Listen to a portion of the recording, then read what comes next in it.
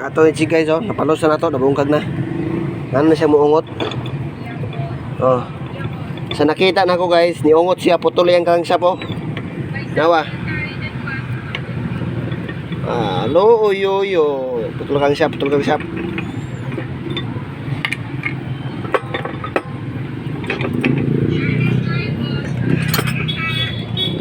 Babay ko diyo.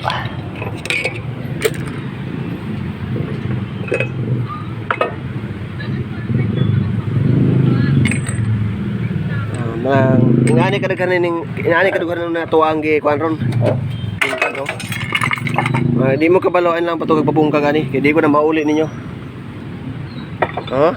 Rawa yo. Oh. Asa man kayo ha? Us kaduk-duk lang ako balik dayon ang crankshaft. Oh. Ayaw na oh. Tanawa yo. Us ka ano? Alam pag mo gamit, alam pag arang crankshaft sa kilid, derton na. Ato welding oh, di na malag welding. Bintahon pa na ako ng mga kantidad ani ron. Di ba siya surrender na crankshaft pa ni Gis Caballos raman ni Ronara may isda ka ni crankshaft pa rin dia. Nara. Pero akong bintahon tanan. Ang total jud.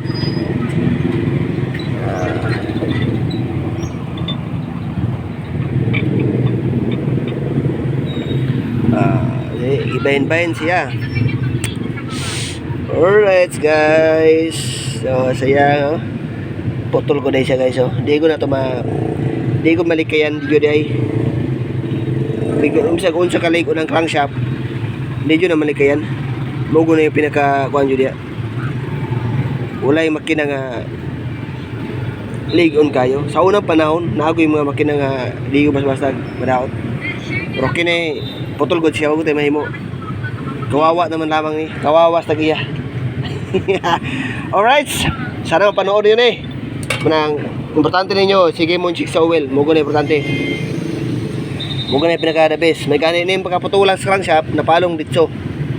Dito siya gungot. Kung nibanda pa ni dire. Buak po na eh. Muna ka na problema niya.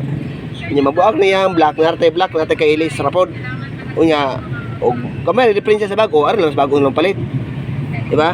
Alright. Bye na.